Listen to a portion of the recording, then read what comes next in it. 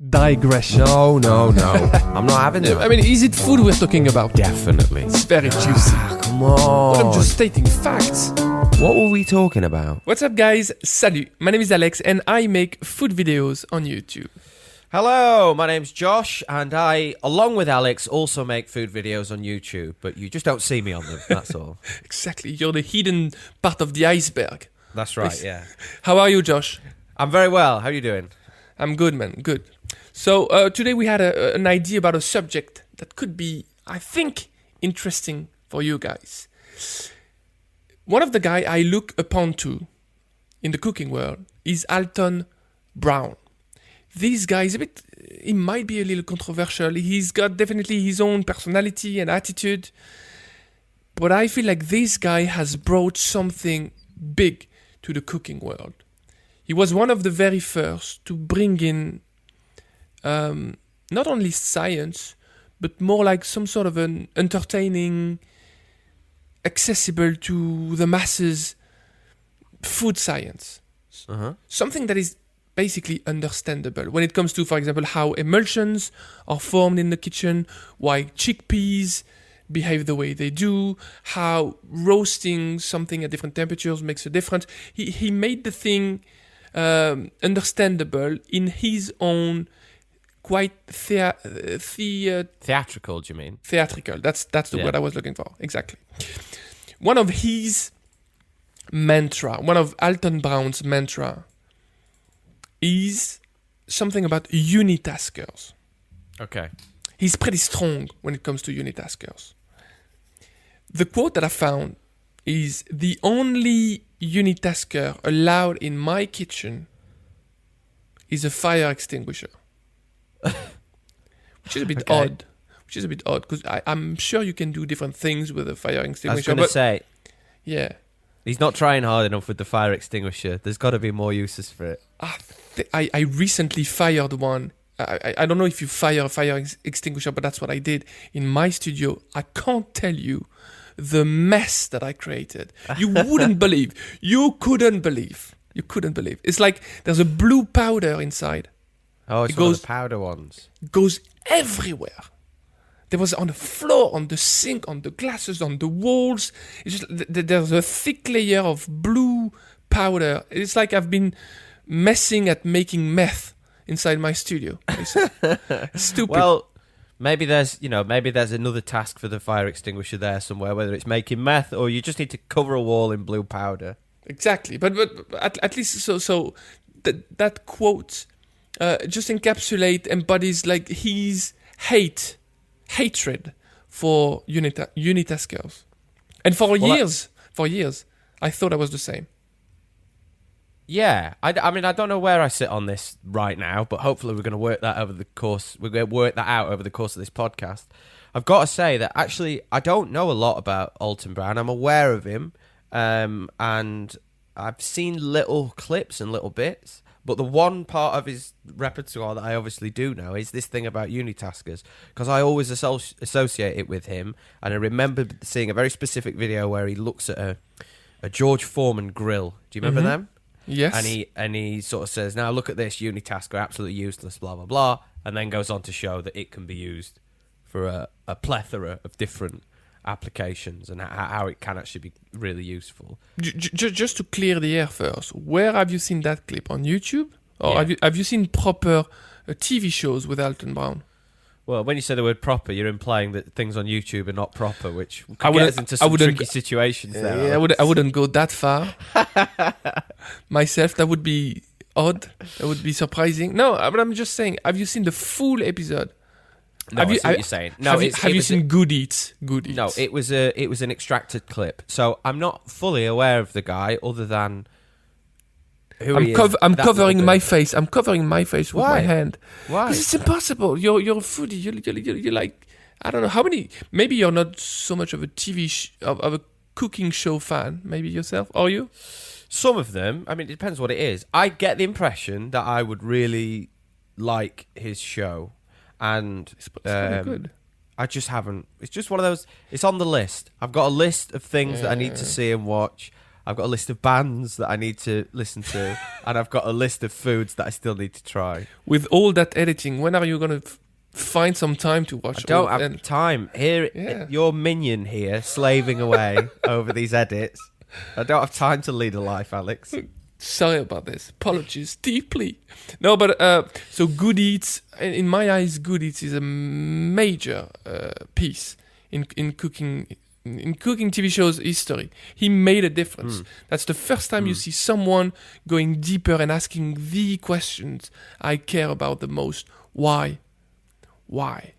And he said, people told you to do this and this and that. Just why? And you're a fan of that question. I've heard you several times telling me that recipe is telling you to do this or that. Just why? Is there a reason for that, or is there no reason? Just always remember to toss a pinch of salt behind your back. You know, on a full moon. Otherwise, the meringue is gonna fall. Just get out of here. So, anyways, Good Eats. The guy is a legend. Just in my eyes, at least. So, he's big on. His fight against Unitasker is very big. Basically, let's name a few Unitasker we can think of, just to make this a bit more tangible. I can think of a garlic press, maybe. Yeah, garlic press. Spiralizer.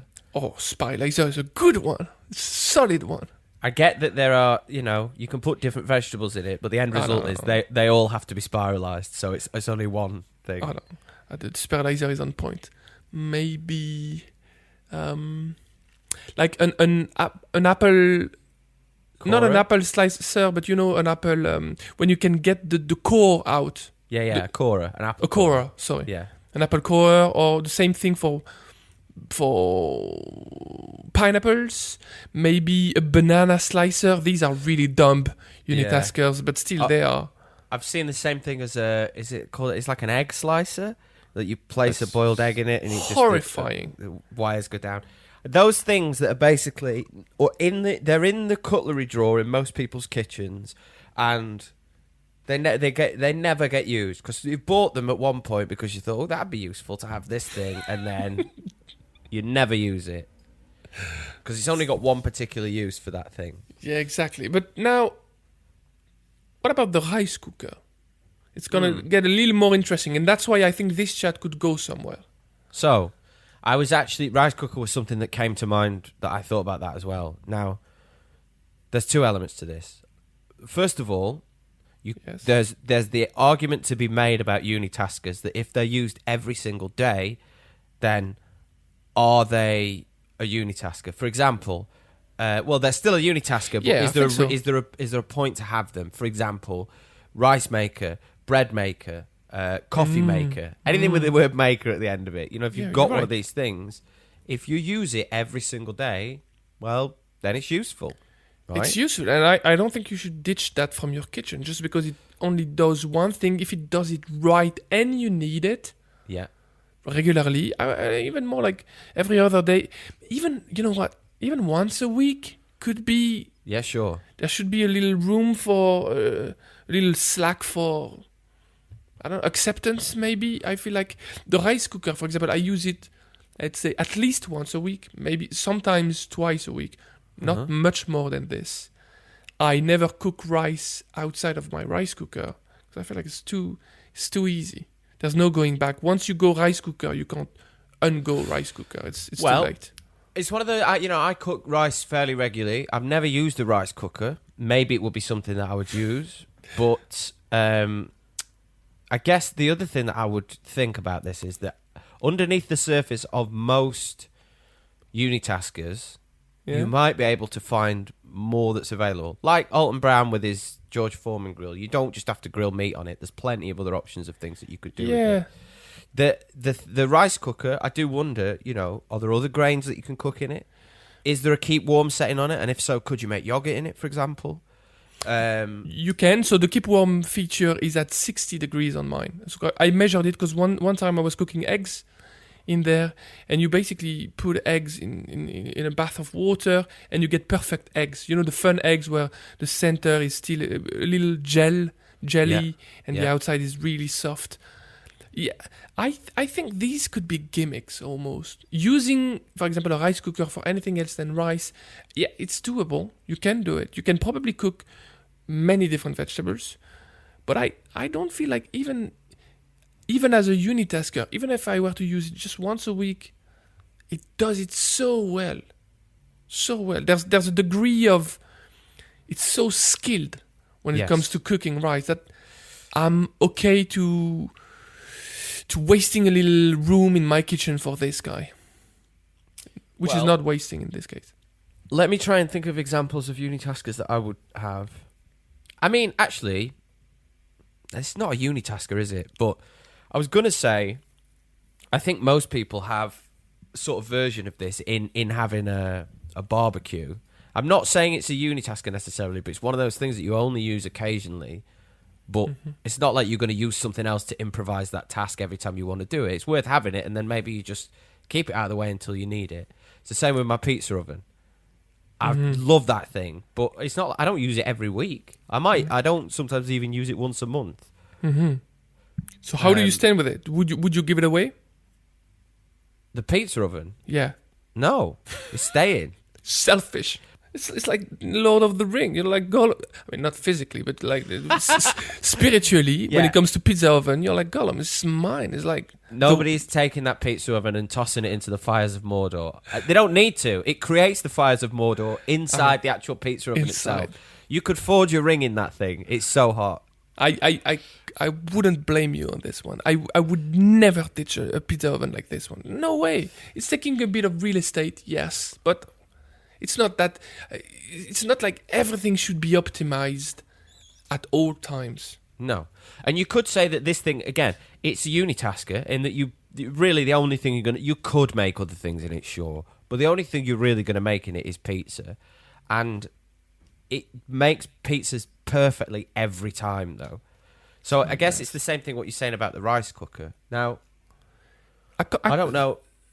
Sorry to interrupt. I've refrained myself. I must be honest now. I've refrained myself from booing when you said I don't own a rice cooker. First of all, because I thought it's gonna sound childish, but I really wanted to, because I was like, it's so amazing. It's so amazing when it comes to making rice. You got nothing to do. I mean, you don't have much to do when you're making rice. It's not like the craziest, the longest, I mean, I think, look, let me put it this way, right? With the rice cooker, this is what I don't get. I've seen them before, and I've seen someone else use one. Here's my process for making rice most of the time, right? You put the rice in a pot, and then add water until it's one knuckle above the top of the rice. Oh yeah, you've got your own way of doing this. Yeah, I remember now. You turn it up until it comes to a boil. And then once you get to that point, you turn it down to a simmer. You leave it for 10 minutes, then you turn it off and you let it steam for 15. Now, hold on a second. There's a rinsing moment that you skipped there.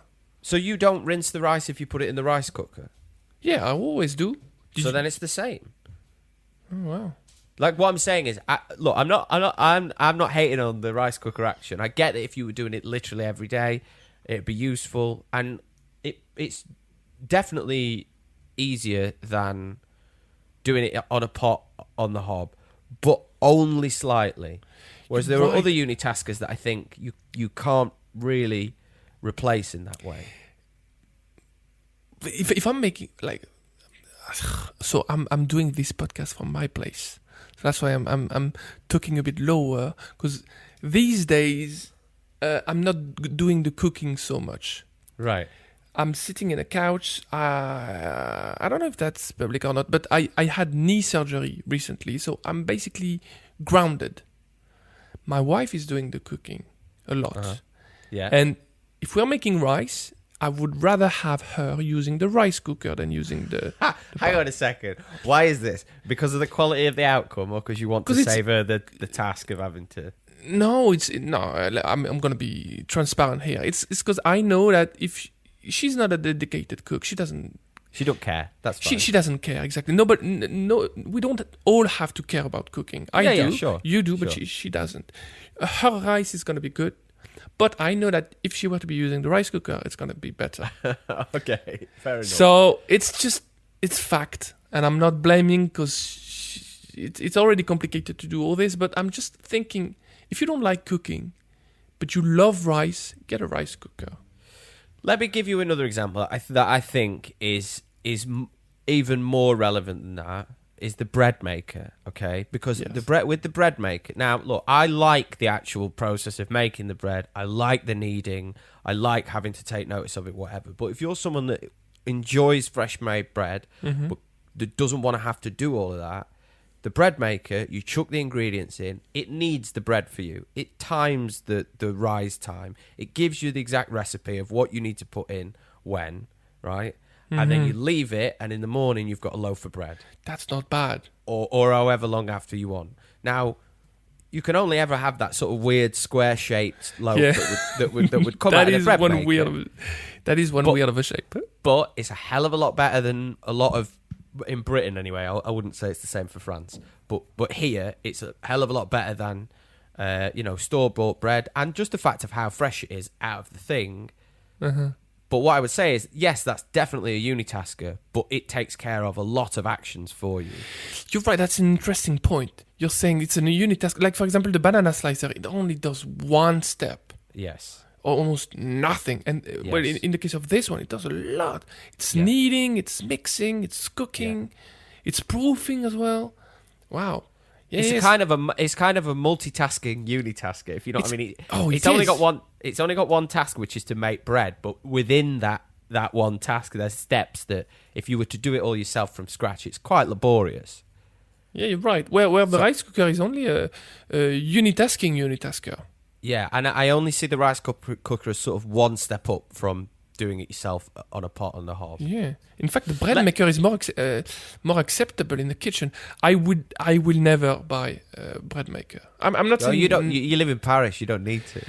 Probably, and I can't see how bread makers could be as popular here in France as they could be like in the US or in the UK or somewhere where you have, let's say, a little less readily access to good bread. But even though you mentioned it, but the square loaf, that cube loaf, is funny. But yeah, that's the thing. It's ideal for. This is the thing. A lot of unitaskers, right? To some people, are completely pointless, but to other people, they're perfect for their particular needs, I guess. So then, why the hatred on unitaskers? I guess because Alton Brown. I'm imagining, and for his perspective on what he's doing, he's a scientific guy. He's into efficiency, but also, I guess, not having a cluttered kitchen. I would imagine they're the sort of things that would go into his thing. And I guess with the efficiency thing, if you can have an implement that basically can do many different tasks and not something that is consigned to just doing one thing that happens on a not very regular basis, then he's not going to like that thing. He's not going to want to waste the space in his kitchen with that. You know this yourself from being a maker and a cook in a studio space. You've never got enough space to keep all the stuff that you've got. Never. So if that's being cluttered up by unitasking stuff, and we'll talk about this in a minute because I think some of your space actually is. It is. We'll see whether you agree with that or not. Then space is at a premium. And the more, if I've got a rice maker, a yogurt maker, a bread maker, a banana slicer, a garlic peeler, a sous vide machine on the side that's taking up a hell of a lot of space, a dough mixer, a God knows what else. I can't even think of everything that there would be. But you could buy a gadget for everything. For everything. But if you did, you would hate being in the kitchen. I would. I think I would. You're right. It would be like almost sort of, I can imagine it being like someone who's trying to paint a picture, and instead of having brushes, they've got like stamps that have got different shapes or something at the end. So you've got like a tree shape, so you have to stamp the tree onto the canvas, and then a leaf shape, and you stamp the leaf onto all the things, and then a flower shape. Eventually, you just think, why don't I just learn to paint these things with a brush? Exactly. They would make it's so unitaskers seem to be connected with the skill set of a cook. Yes, absolutely. I feel like the skill skillful you are, the more skillful you are, the less need you have for unitaskers. Well, let me give you a very good example. I was thinking about this today because I was in the Chinese supermarket, which was nice. great, by the way. What did you get? Just little digression. Yes, little please. rundown. Okay, no worries. So I got some aged black rice vinegar. Ooh, nice. I got some gochujang, which is the Korean red chili paste. I got the gochujang, I think, which is the Korean red chili flakes. Okay. See if you can guess what I'm making. Yeah. I got some Chinese leaf cabbage or Napa cabbage. I got some fish sauce. You're making fish cakes. Yes. Ginger. Yeah. Garlic scallions. What else did I get? So you only got things for this recipe, or did you got things for others as well? I got loads of things for different recipes, but basically I'm gonna make kimchi again. Yes. Okay. And but I've got stuff for other recipes. I didn't know you should be using gochujang in kimchi. Are you? Should you? Well, okay. Look, this is a tangent to the tangent, but kimchi is not a recipe; it's a technique. Right. It's so a technique. You can incorporate different things. Now, the gochujang was more just because I absolutely love it. And I use it in different things. Anyway, yes. The point I was getting at is, I wanted to get some more steaming baskets as well. The Chinese bamboo steaming baskets. So I was in the section where they sell, cooking equipment, and I realised there was one type of knife, cleaver.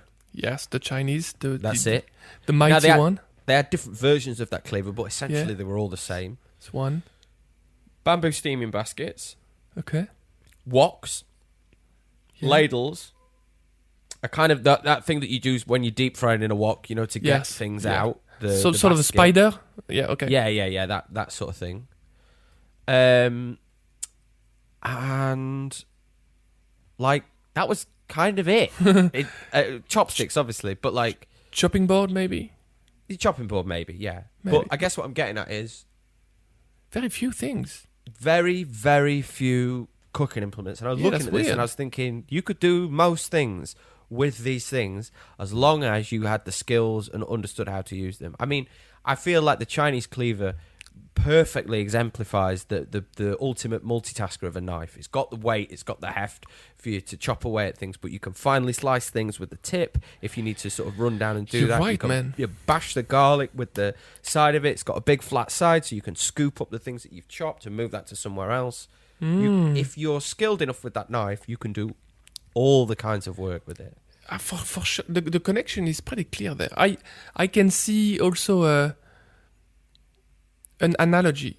So I part my time between cooking and making things. Yes.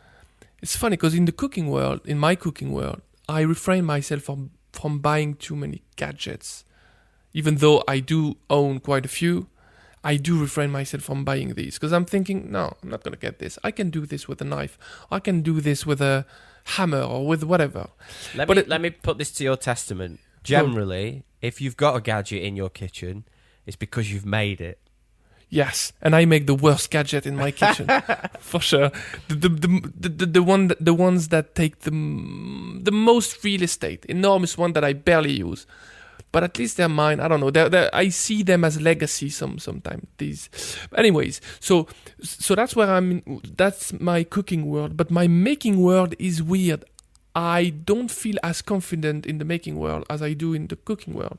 Sure. So I easily buy gadgets in the making world. I would buy any gadget, and I would even question my mind. I would think, well, I need needle pliers. Obviously, I need them. Otherwise, how am I going to remove that stuff from this thing? Yeah. And which I feel like a skilled maker would say, no, you can just use a regular pair of pliers, but just use them this way. Yes, yeah. But I lack the knowledge in this case. Not saying that I'm a super skillful cook, but at least I've got more experience in the cooking world than in the making world. Sure. So it feels like a good excuse for me to buy stuff. And it's sort of not infusing me, but it's helping with confidence in the making world to have all these tools. They call them tools. They don't call them gadgets. That's something I like about the making world, about the makers. they don't. I don't like gadgets. It's just so.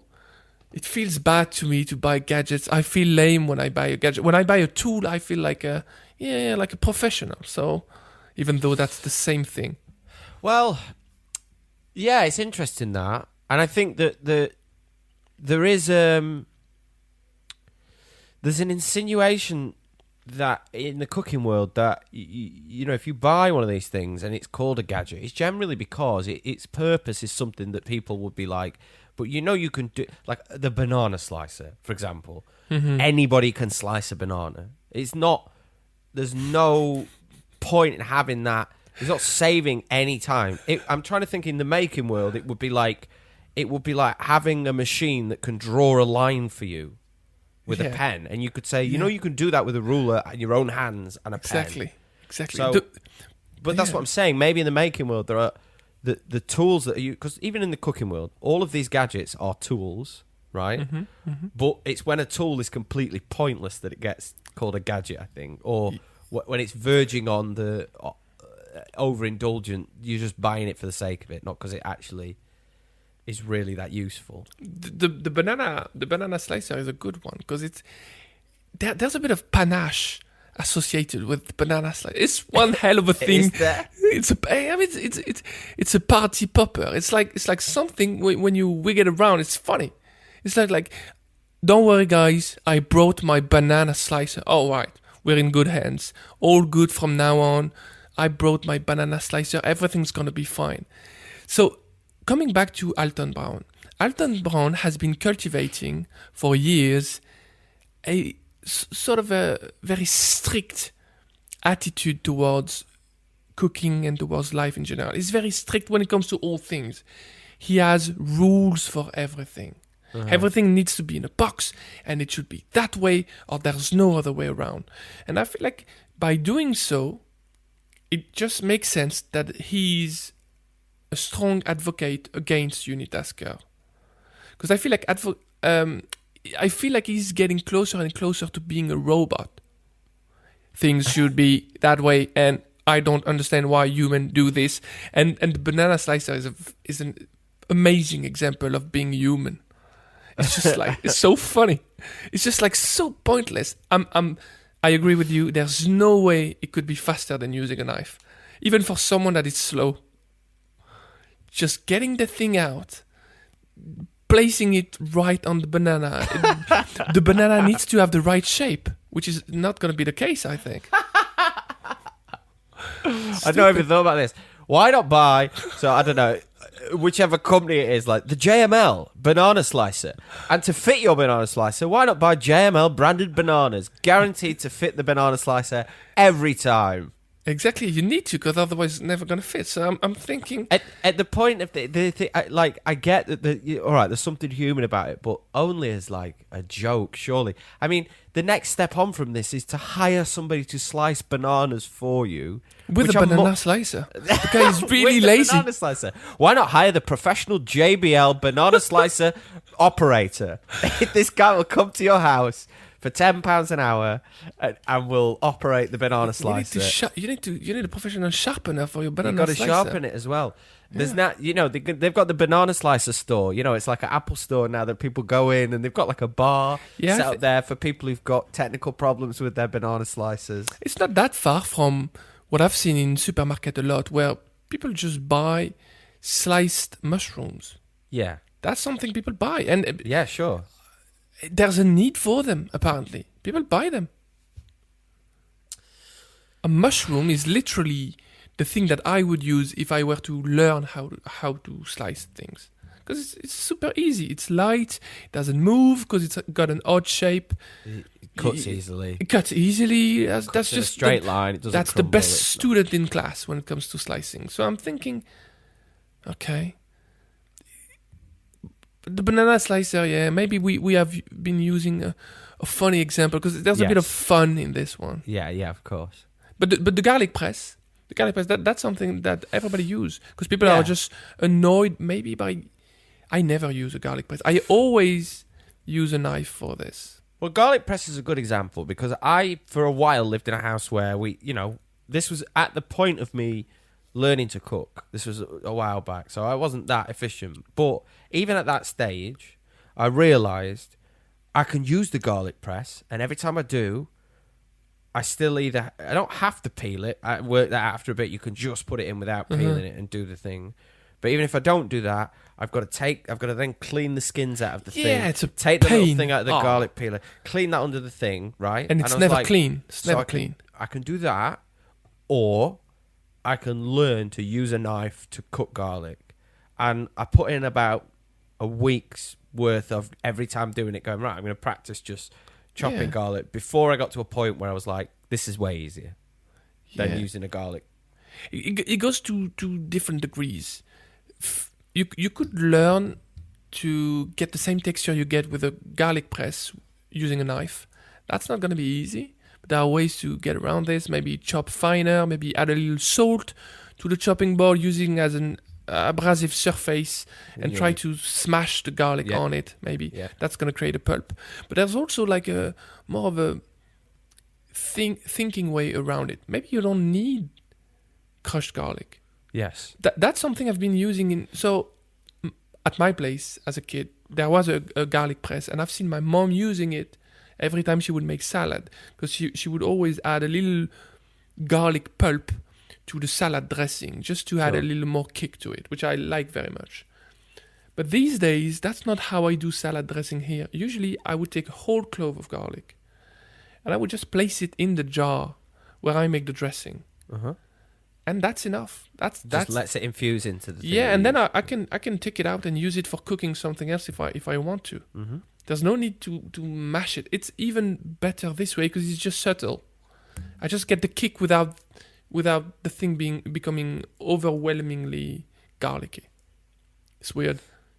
Now look, we've had this conversation about Uni-taskers and whether we think they're good or bad. And I would say in general, we both own Uni-taskers to some different extent. And I think we've said that, if you find them useful for that one particular task, just as an example, I have a taco press, right? And if I'm making tacos, which might only happen once a month, might not even be that.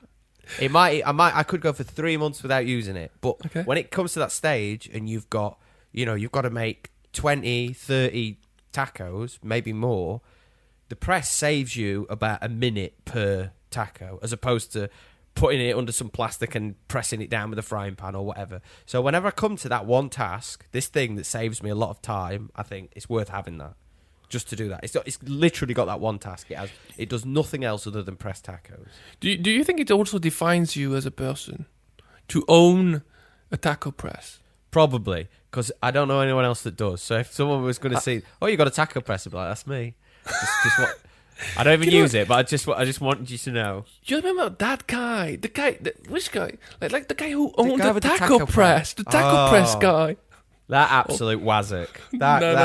I feel like it does, especially in the case of such a specific thing. It doesn't perform. No, I mean, using a frying pan, you would never get the same result as the taco press. No, it's impossible the to results get them are as definitely even. better. But it's like I said, it's rarely used. But when I do use it, it definitely has a value. But the point I was going to get onto is this, right? We're talking about Uni-taskers that are in the kitchen. Now, I'm sure that there are other areas of my life that I've not even thought about, that I'm not as interested in as other people. Maybe, I don't know, when it comes to like gardening, I don't do that much of it. But, in the shed, there's like a strimmer and there's there's lots of different tools and stuff. I don't even know what half of them are. But when it comes to doing those sorts of things, I don't want to spend all day doing gardening. I like it and it's enjoyable, and I like to see the fruits of the labour of having done the gardening, but really I'm not that into spending loads of time doing it. And I imagine there's a lot of people that feel like that about cooking, whereas it's a means to an end. So if they've got a Uni-tasker that helps them to just, if they don't want to put a week into learning how to chop garlic, Maybe they're just afraid bung it in as the well. thing, and could be. Yeah, maybe it's just like bring that little confidence injection that they need to just, okay, so I'm going to do it. If I don't have my Uni-tasker, if I don't have my garlic press with me, how am I supposed to wrap up a dressing? So maybe it's just helping them. I don't know. So maybe we can say in the end that I'm trying to sum that up. Like pointless unitaskers would be forbidden from our kitchens, but useful multitasking. I don't know if I'm helping here or if I'm just confusing everyone. Like useful multitasking unitaskers are acceptable. I'm sorry, I fell asleep in the middle of that sentence. Is it because I'm too slow or because that sentence is too convoluted? It started. I'm a year older than when you started that sentence. I think that's the Possibly. problem with it. I get what you're saying. Yeah. I think the point is that basically, I would hate on unitaskers. I understand the disdain for them. I get the reason why Alton Brown, for example, would want to have this perfect utopia of a kitchen that only has things in it that are completely useful all of the time. But unfortunately, real life is not like that. And sometimes you have redundancies and stuff that's not efficient in your kitchen. Everybody's just got that thing that they're like, I know I could probably learn to do this thing or do this thing better, but you know what? Yes. This is fine for now. Yes. This does what I want it to do. I'm just a human being. It slices the banana perfectly. You make me feel better, Josh. Thank you very much. No worries. Now I'll bring my taco press round next time I see you. Okay, man. Thank you for the chat. All right. Good to talk to you, man. Have a good one, man. Bye. All right. Bye-bye.